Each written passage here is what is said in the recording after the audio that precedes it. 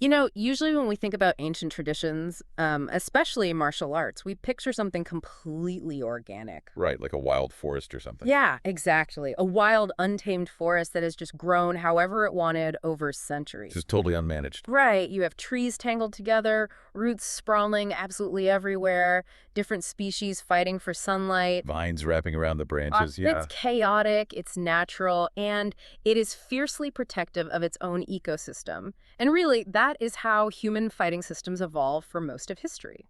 It defies standardization by its very nature.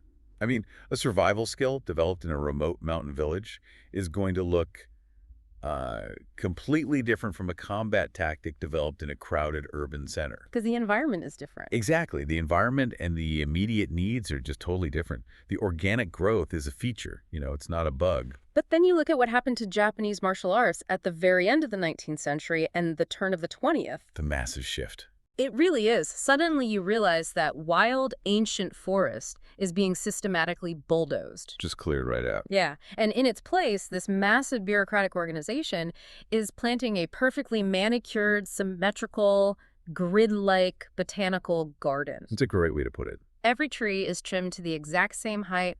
Every single walking path is paved, labeled, color-coded. The wildness is completely stripped away. And what's left is really a masterpiece of architectural control.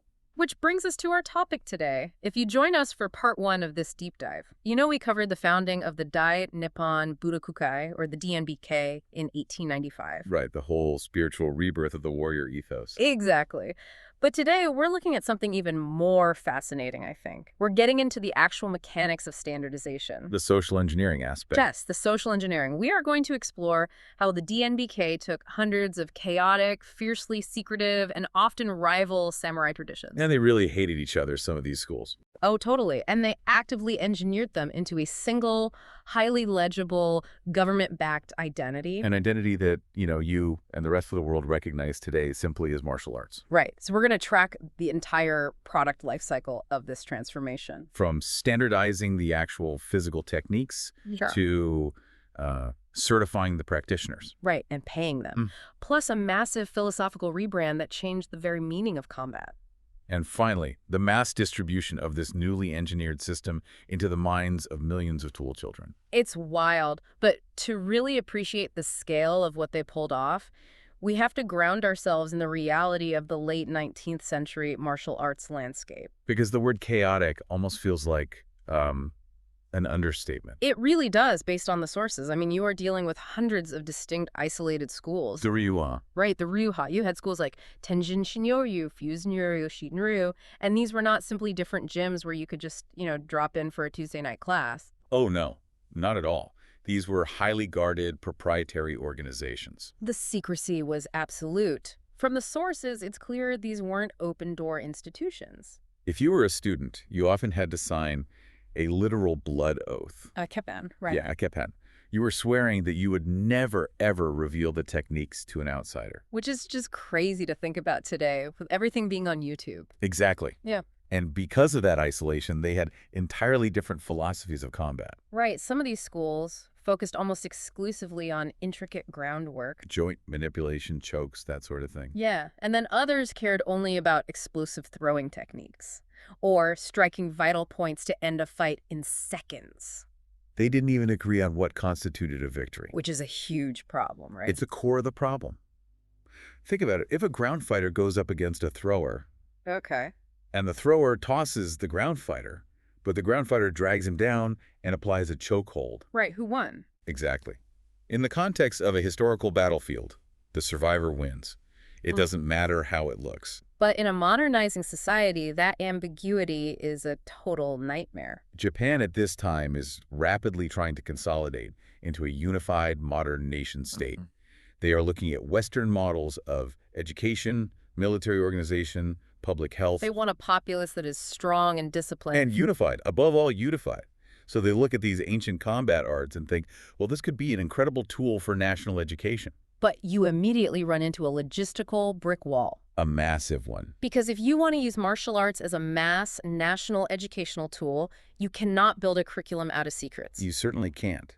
If a gym teacher in Kyoto is teaching a fundamentally different way to stand or punch or fall than a gym teacher in Tokyo. You don't have a national curriculum at all. Right. You have regional fiefdoms. Which is useless to the Ministry of Education. Totally useless. For a modern school system, you need textbooks. You need standard grading criteria. And you need a baseline set of physical movements that can be safely taught to, 30 children simultaneously in a gymnasium. Without someone getting their arm snapped in half. Exactly. Which brings us to the pivotal moment where the DNBK realizes they have to force a compromise. 1906 committee. Yes. Yeah. And they bring in Jigoro Kano.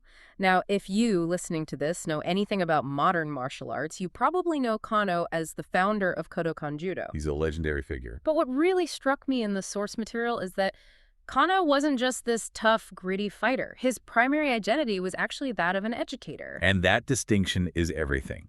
Kano was deeply embedded in the modern educational establishment. He was the principal of the Tokyo Higher Normal School, right? Yeah, which was essentially the premier teacher training college in all of Japan at the time. So he understood pedagogy. He understood how people learn on a macro scale. So when the DNBK formed a standardization committee to solve this chaotic landscape, Kano was really the natural visionary to lead it. And in 1906, he manages to do what seems honestly unthinkable. He gathers 20 masters from these deeply rival, deeply secretive ancient schools. Men who probably would have fought to the death a few decades earlier. Right. And he brings them all together at the Budokuden, the DNBK's central martial arts hall in Kyoto. Just picture the absolute tension in that room. It must have been thick enough to cut with a knife.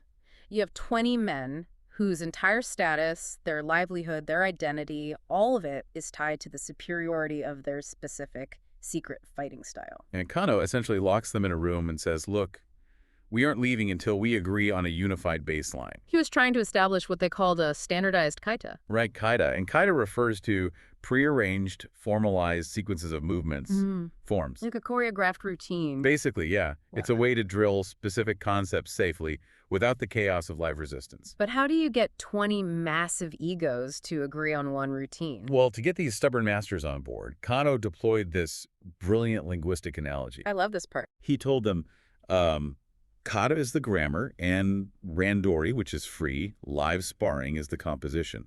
A complete education requires both. That analogy completely clicked for me when I read the sources. It's so smart. It really is. Because if you and I are trying to write a novel together, the composition, we can have totally different writing styles, different vocabularies, totally different voices. Right. But if we don't fundamentally agree on the grammar, like how a verb connects to a noun or how a sentence is structured, the novel is going to be unreadable gibberish. Exactly. Kano was telling these masters, you can keep your individual flair in live sparring, but we have to agree on the fundamental grammar of human movement. It's just such an elegant way to bypass their egos. He isn't telling them their specific techniques are bad or wrong. He's telling them they need a shared foundation for the sake of the nation. For the greater good. Yeah. And incredibly, after intense, likely highly contentious debate. Oh, I'm sure there was a lot of yelling. Without a doubt. Yeah. But they produced that shared grammar. They finalized the Nage no Kata. Which established the definitive standardized forms for throwing an opponent. Right. And they created the Katame no Kata for grappling and holding. And the Kime no Kata, which focused on decisive self-defense combat scenarios. They essentially crowdsourced the best, most teachable elements from all these rival schools and synthesize them into one universal physical language. Okay, wait, I'm stuck on something here, though. I want to look closely at the mechanics of this compromise. Sure. Because you have Kano, whose Kodokan Judo is famous for these beautiful, explosive throws. Right. But sitting at that table are masters from schools like Fusen-ryu, right? And their entire livelihood and tactical advantage rely on dragging people to the ground and submitting them. The ground fighters, yeah. So why on earth would the ground fighters agree to rules and standards that actively sideline their best techniques? It couldn't have just been out of a sense of national duty. That is the critical tension, and it really reveals how highly engineered this whole process was. So they were forced into it. Well, the DNBK, heavily influenced by Kano's faction and his educational background, actively put their finger on the scale. Ah, so it was rigged. Pretty much. In the very early, relatively open competitions held before this standardization, the ground fighting specialists, The Newaza experts from schools like Fusen-ryu were actually terrifyingly effective. Wait, really? The ground fighters were winning? Oh yeah. They would face up Kano's judo experts, immediately pull them to the ground where a flashy throw was impossible, and slowly, methodically tap them out with joint locks or chokes. Wow. It was gritty, attritional, and incredibly effective for one-on-one combat. So if it works so well, why does the DNBK push it to the margins? We have to view it through the lens of mass public education and optics. Optics. Yeah. Yeah. Imagine you were an official from the Ministry of Education. You're watching a match to decide if this should be taught to 12-year-olds. Okay, I'm picturing it. Two grown men grab each other, immediately collapse onto the floor, and spend 10 minutes tangled in a sweaty, grinding, static stalemate until one of them finally wrenches the other's elbow backward. It looks like a street brawl. It does. It is incredibly difficult for a referee or a gym teacher to monitor safely. It's unhygienic, and critically, it lacks visual clarity. Right. It doesn't look like modern, disciplined physical education. It just looks like pure survival. Exactly that. Now contrast that with a throw, tachiwaza or stand-up technique. Which is what Kano wanted. Right. A throw is a demonstration of applied physics. Yeah. You have leverage, fulcrums, kinetic energy, momentum. That's very clean. Very clean.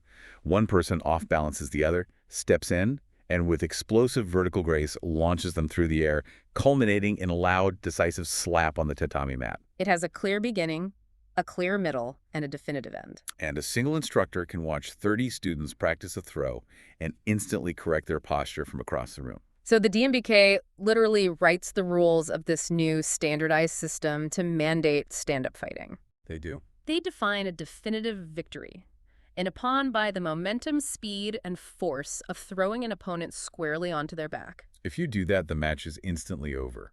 You win. They basically engineered the gritty survival tactics right out of the system. They did.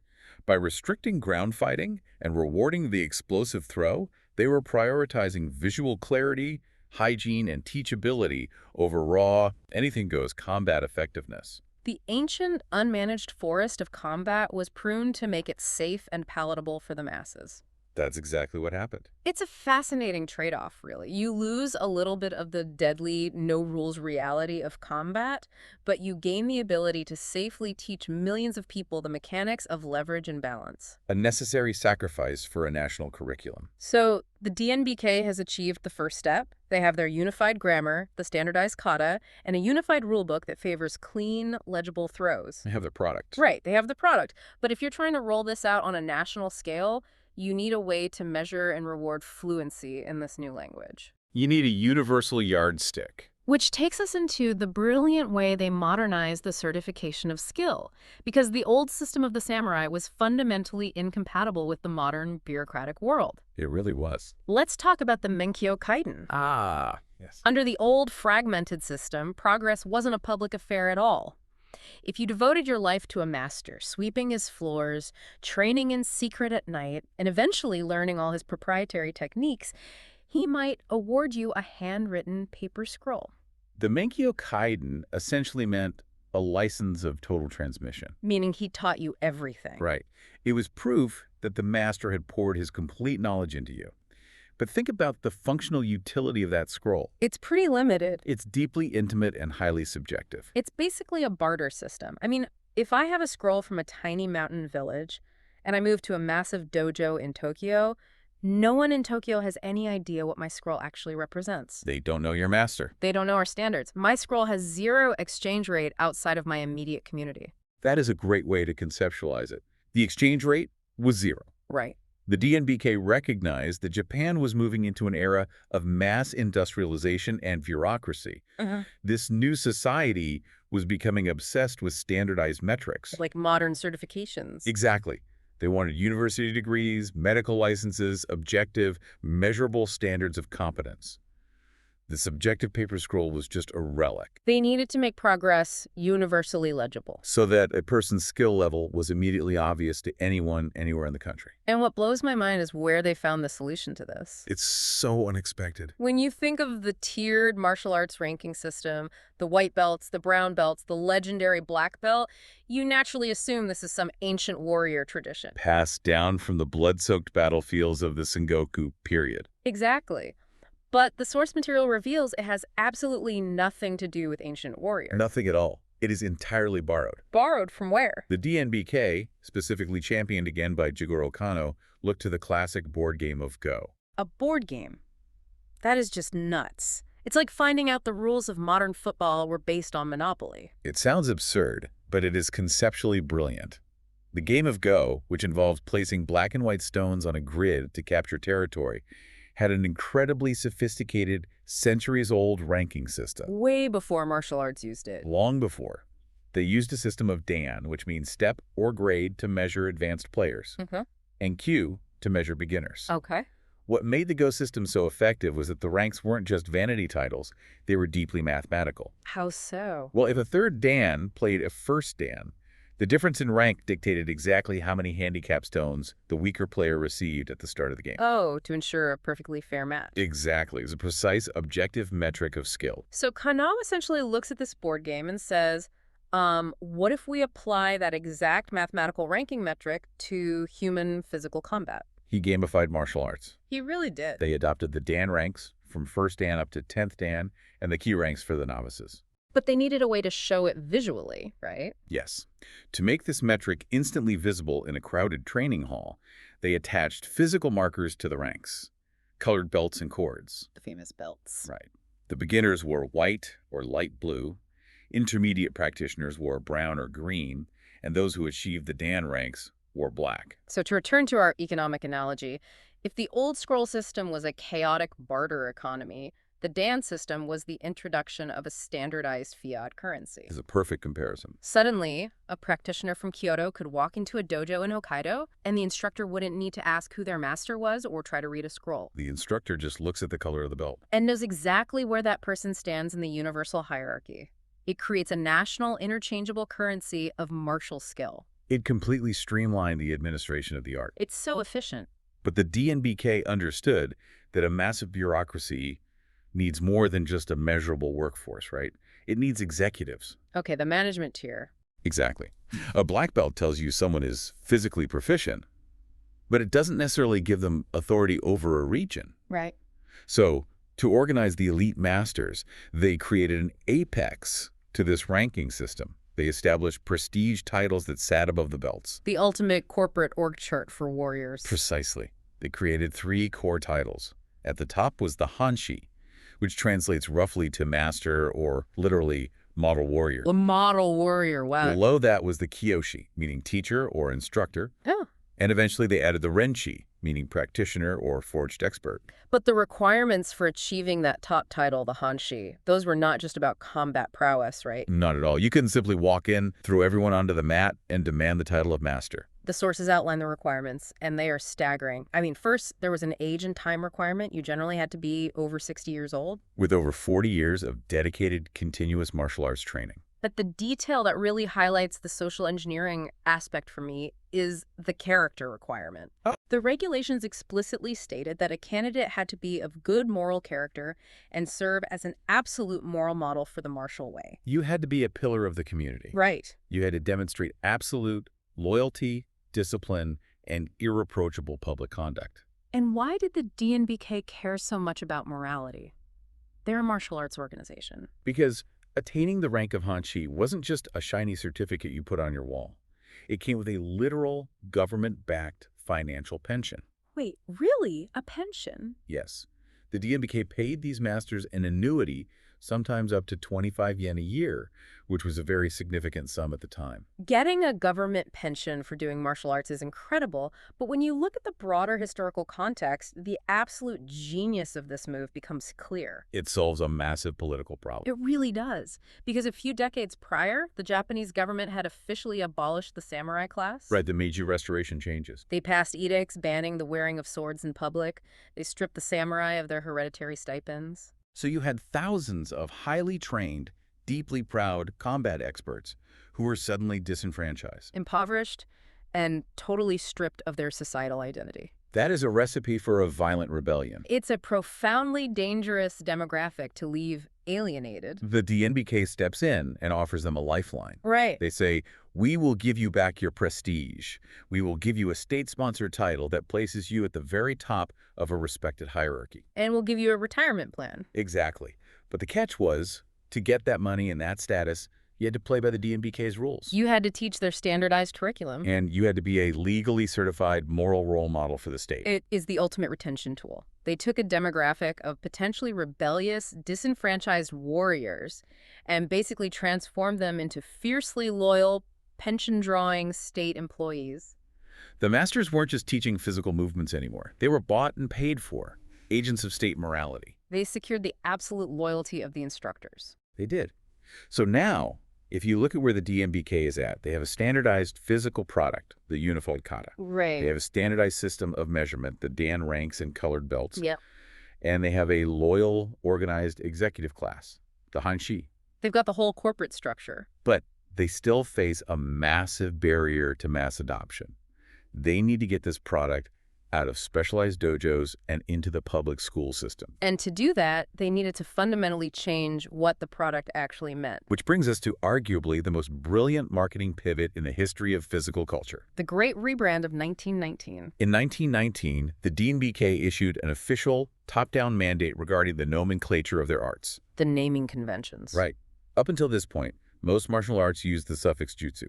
You had jujutsu for grappling, kenjutsu for sword fighting, Jujutsu for archery. Okay. The DNBK mandated that for the highest ranks and official designations, the suffix jutsu must be replaced with the suffix do. So jujutsu officially becomes judo, kenjutsu becomes kendo, kujutsu becomes kyudo. It's exactly. To a casual listener, changing one syllable might sound like a minor administrative tweak.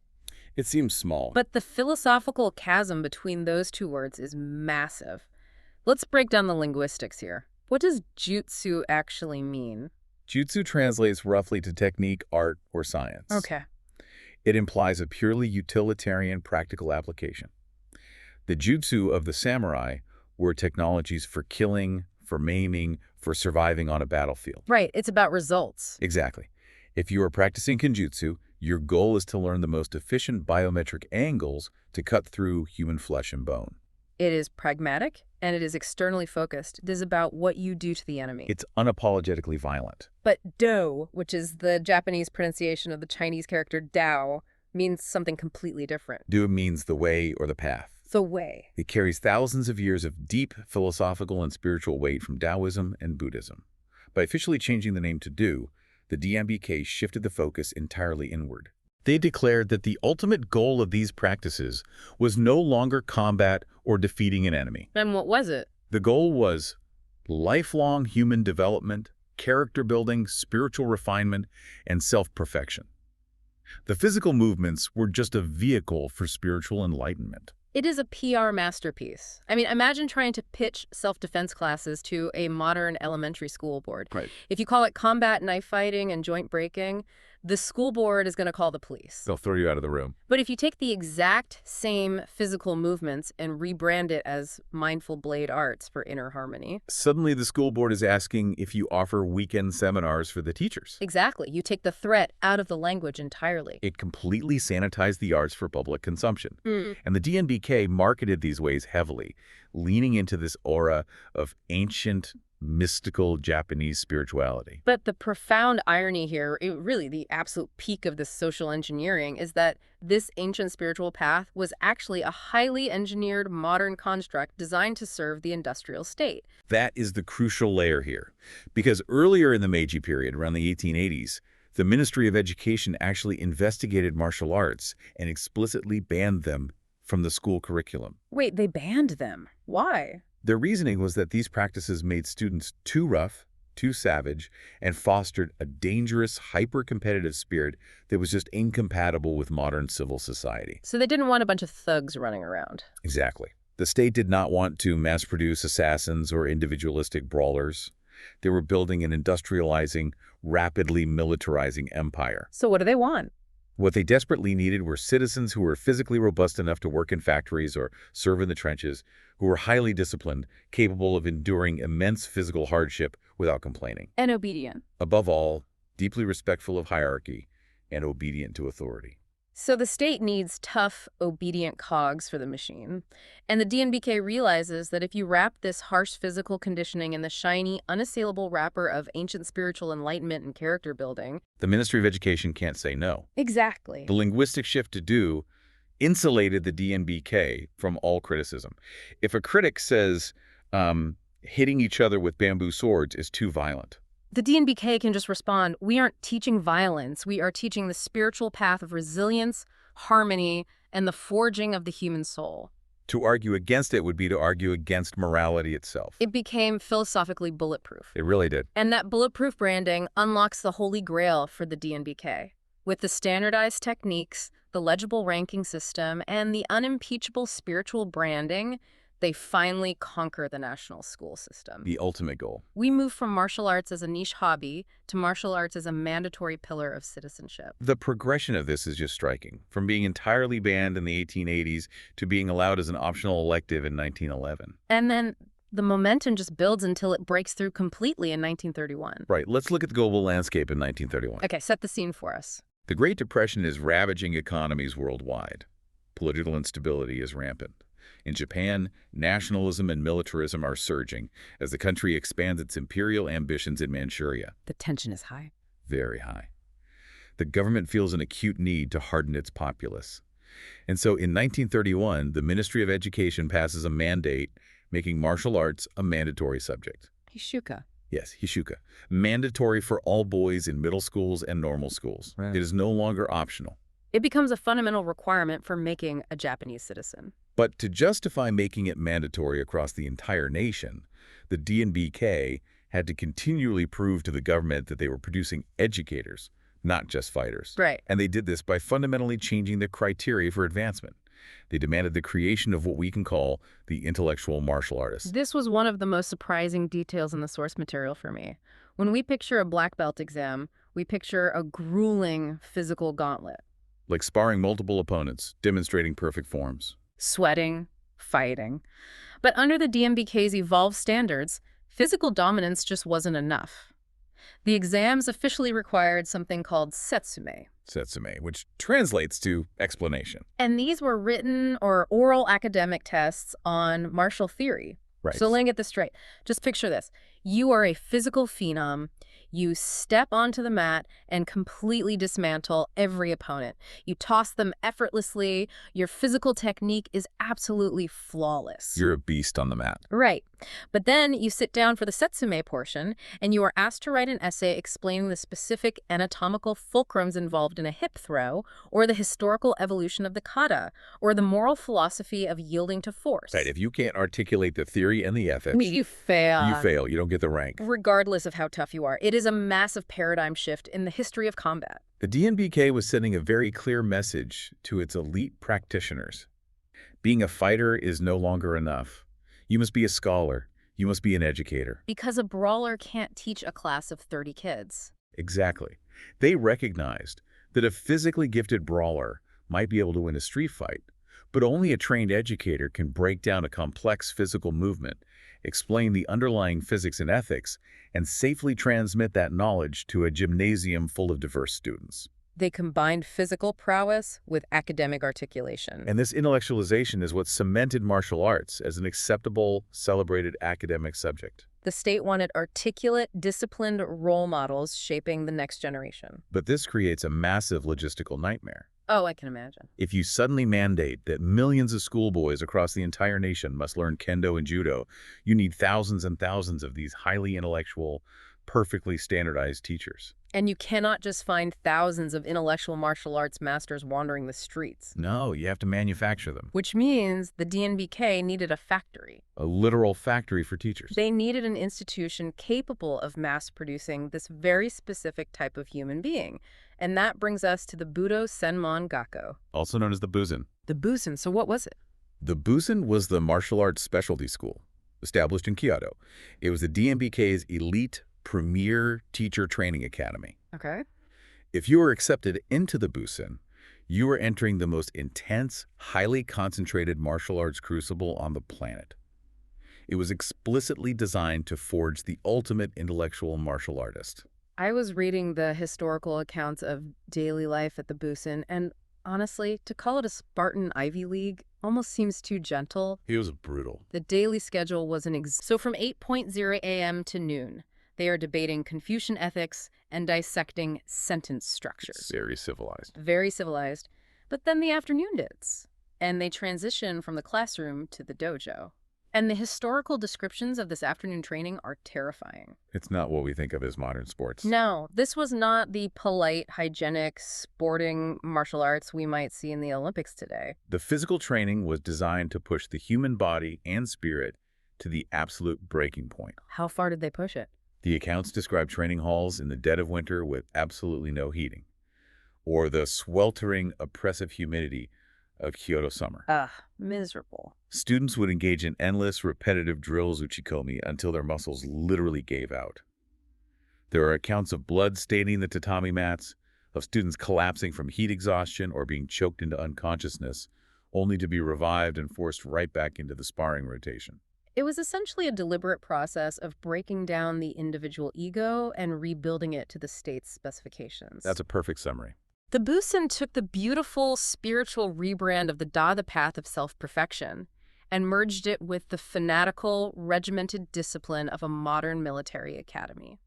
The academic mornings gave them the intellect and the vocabulary to be teachers. Right. And the brutal physical afternoons gave them the indomitable, unbreakable spirit the state required of its citizens. And what is truly profound to me is how the culture engineered inside the walls of the Busen has leaked out to cover the globe. It's everywhere now. The highly specific environment of that one school created behavioral norms that we now mistakenly assume are ancient Japanese traditions. It's wild how that happened. This is exactly what I wanted to touch on, because if you, listening to this, have ever taken a martial arts class, whether it's a karate dojo in a strip mall in Ohio, a judo club in Paris, or a kendo hall in Brazil, you have likely experienced this specific culture. You've lived it. If you've been commanded to stand in a perfectly straight line ranked by belt color, if you've had to bow simultaneously on command. If you've been made to scrub the dojo floor on your hands and knees with a rag. Yes, or if you've heard people shouting the word osu as a universal greeting of perseverance and respect. Osu? You are interacting with the ghosts of the Busen. That hyper-strict quasi-military hierarchy, the collective shouting, the militant discipline, that was not how samurai practiced in the mountains in the 1600s. Not at all. That culture was specifically engineered in a teacher training college in Kyoto in the 1910s and 20s to prepare young men for a militarizing society. It is a wildly successful cultural export. Maybe one of the most successful ever. But the history of the Busen itself has a deeply tragic and honestly dark conclusion. It does. Because as Japan plunges headfirst into total war in the late 1930s and 1940s, the school's purpose is entirely subsumed by the war machine. The institution that was so meticulously designed to build educators, to create scholars who could guide the youth, was devoured by the state. They just took it over. As the Pacific War escalated, the academic curriculum at the Busen was steadily stripped away. The students didn't have time to study Chinese literature anymore. What did they do instead? They were sent out of the classrooms to do forced labor in munitions factories. And eventually, as the military situation grew desperate, these elite students were drafted directly into the armed forces. There is an anecdote in the source material that just stopped me in my tracks when I read it. Is it about Hagita? Yes, it perfectly encapsulates the tragedy of this social engineering. Yeah. It's about a Busen student named Hagita. Yeah, Hagita was a judo student at the Busen who, like many of his classmates, was drafted. He ended up being assigned as a kamikaze pilot in the special attack units. It's so grim. The historical record notes that in 1945, when Hagita was preparing to board his aircraft for his final one-way suicide mission, he didn't just wear his standard-issue military flight suit. What did he wear? He went out of his way to bring his heavy, thick his training uniform from the Busen onto the plane with him. He even joked with his comrades that the heavy weight of the gi might affect the plane's ability to take off. It is such a haunting image. It really is. It shows just how deep the DNBK's programming went. This martial identity, this engineered concept of the way, of ultimate loyalty, discipline, and self-sacrifice, was so deeply woven into his soul that he chose to die, wrapped in the uniform of his school. It wasn't just a physical education class for him, it was the core of his existence. It demonstrates both the absolute administrative success and the absolute human horror of the DNBK's project. They successfully created a generation of men whose devotion to the martial way became entirely indistinguishable from their devotion to the state, even unto death. And because of that deep militarization, because the DNBK allowed the martial arts to become so completely weaponized as an ideological tool for the war effort. There was a massive backlash. When the war finally ended in 1945, the consequences for the martial arts community were devastating. When the Allied powers, under the command of GHQ, occupied Japan, they were well aware of the role the DNBK had played. They knew exactly what was going on. They understood that these martial arts were not merely sports or innocent cultural pastimes. They had been explicitly used as ideological weapons to foster militarism and ultranationalism. So what did they do? As a result, GHQ issued a sweeping ban. They completely banned all martial arts from the public school system. They shut the whole thing down. Entirely. The DNBK was dissolved, the Busen was closed forever. And all those thousands of elite, highly trained intellectual martial artists who had dedicated their entire lives to the system. Their teaching licenses were invalidated overnight. Just gone. Their prestigious titles, their government pensions, their societal status, it all vanished in an instant. They were left with highly specialized physical skills in a society that had been bombed to rubble and where their profession was now technically illegal. So how did they survive? To survive, many of these masters had to pivot to the only other application of their knowledge. Because they possessed such an intimate practical understanding of human anatomy. Right, they knew how bodies worked. Exactly. They knew exactly how joints manipulate, how bones break, and how muscles tear. So many of them transitioned into the medical field.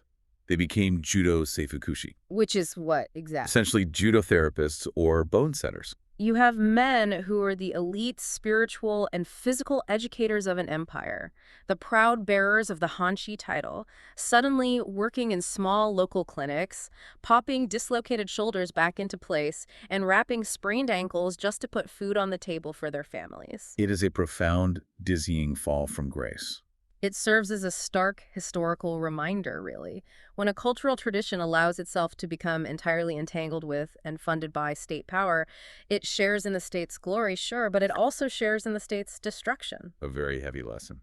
So to pull all of this together, because we have covered a massive journey today. We really have. The DNBK didn't simply save martial arts from dying out in the modern era, which is the common myth. Not at all. They executed one of the most comprehensive architectural overhauls of a cultural practice in human history. They took fractured, deadly, and secretive techniques from hundreds of rival samurai clans. They forced a compromise to standardize the physical grammar through the kata. Right, engineering out the gritty reality of ground fighting to favor clean, teachable throws. They replaced the subjective, barter-like system of secret scrolls with a universal fiat currency of skill, borrowing the Dan system from a board game and introducing colored belts. They secured the loyalty of the elite masters by trading government pensions for moral compliance. They pulled off arguably the greatest PR pivot in history, rebranding Jutsu, the utilitarian science of killing, into the spiritual path of self-perfection, effectively shielding the practice from all criticism. And then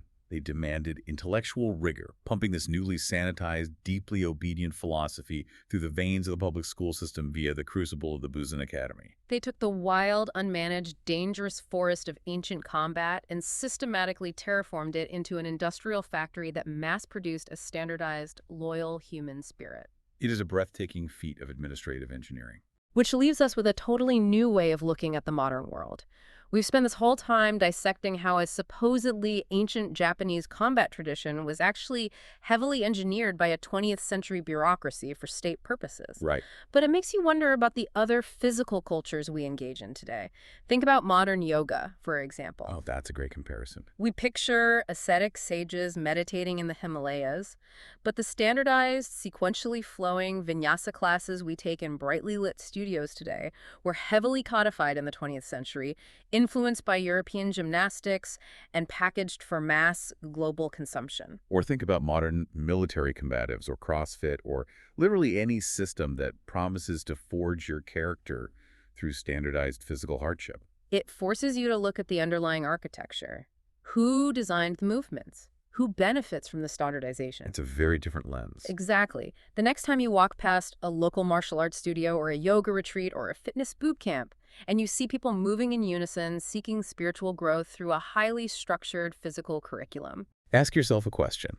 are you really tapping into an unbroken ancient lineage of wisdom? Or are you simply walking the paved, perfectly measured paths of a botanical garden engineered by someone you will never meet to produce a very specific type of modern citizen? It certainly changes how you view your next workout. It really does. Thank you for joining us on this deep dive into the architecture of Budo. Keep questioning the roots of the things you think you know, and we'll see you next time.